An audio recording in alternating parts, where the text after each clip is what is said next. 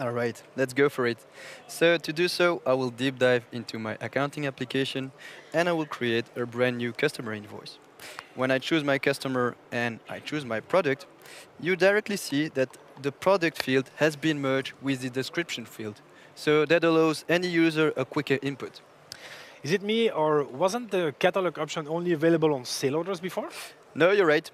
It was only available on sales order, but our users loved it that much that we added it on the invoices as well.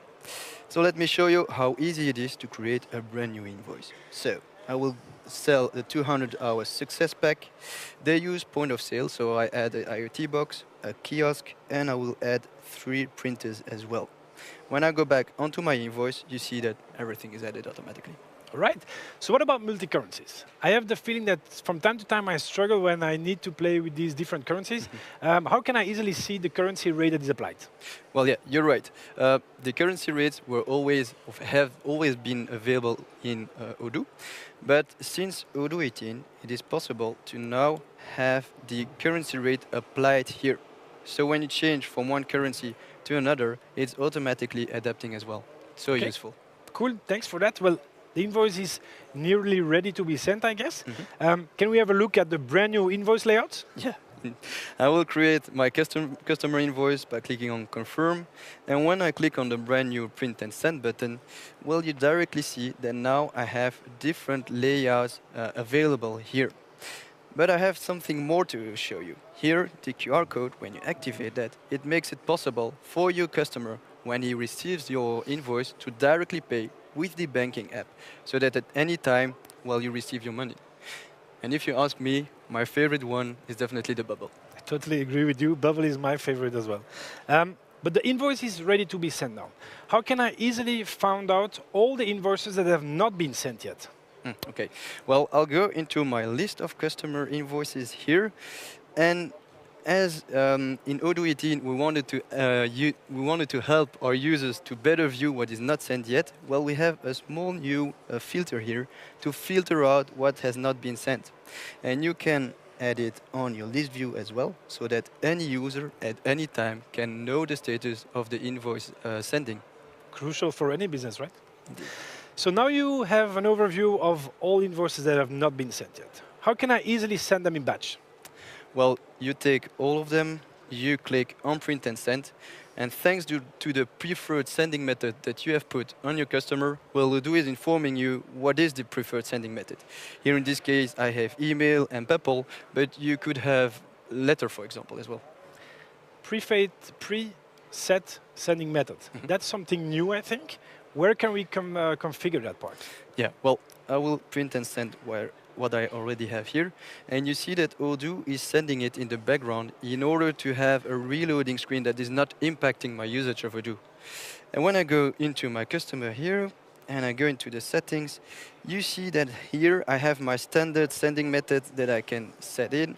And if you have an e-invoice format, that's where you can set it as well. Seems way more simplified than before. Exactly. So now that we're on the contact form, I can see you have the follow-up for payments over there. Can you explain us what's different? How does it work? Yeah, well, now in Odoo 18, everything is centralized on my customer form. So as before, you have the different follow-ups, and you can put it on automatic or manual. But from here on, you can send it directly from your customer. When you send and print, all the communication will be visible directly in the chatter.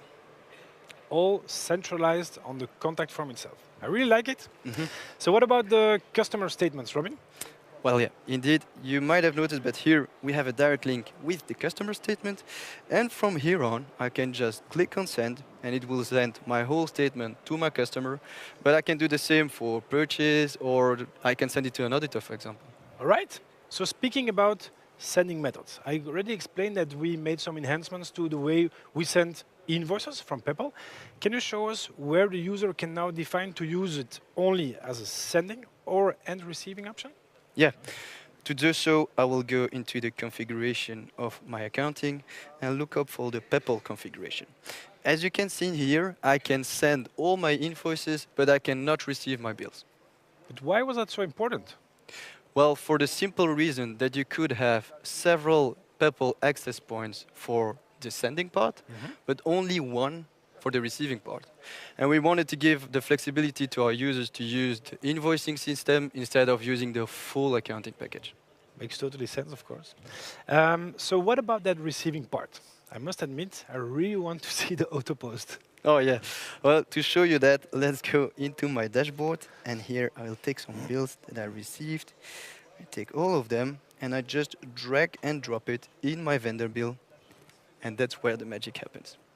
Boom. You see that the first one is automatically posted thanks to the auto post feature. Now, how does it work? I'll go to the next one. And here in this case, you see that the artificial intelligence has recognized everything. I don't have to change anything, so I will just confirm my bill. By clicking on confirm, Odoo is popping up and wants and asks me if I want to activate the auto validation. Of course, I want to activate that, and that means that from now on, when I will receive a supplier bill from that supplier, sorry, with exactly the same information, well, Odoo will automatically post it. It's definitely my favorite new feature in Odoo 18. So what about the two remaining ones? Yeah, well, this one is one that I know is related to a purchase order for sure. But as you can see here, well, it hasn't been linked to my PO automatically. But in Odoo 18, we have a brand new feature that is the purchase matching feature here. From here on, I have a link with all my purchase orders related to that supplier. And what you have in gray here are my bill lines. And here I have my PO lines. So I can just match it from here. Now you can see that the total is not 100% corresponding because, well, basically the unit price is a bit different. So what I will do is I accept the difference, and from this view, from the reconciliation view, I can directly adapt the unit price on my purchase order in order to match it at 100%. When I click on match, and I go back onto my bill, my purchase order is added here, and I can just confirm. Really a powerful feature, right? So there is a third one, but before we dive into the third one, can you show us how accountants can use multiple screens to manage their accounting? Okay, yeah. So you might have noticed here, I have a small new icon that I have it here on the chatter as well. And when I click on it, you'll see that it automatically opens my bill on another screen. So that it's so useful for our accountants to have on one side the bill, and on the other side my Odoo that opened here. Now let me show you what happens when I go to the next one. You see that my bill is adapting automatically as well.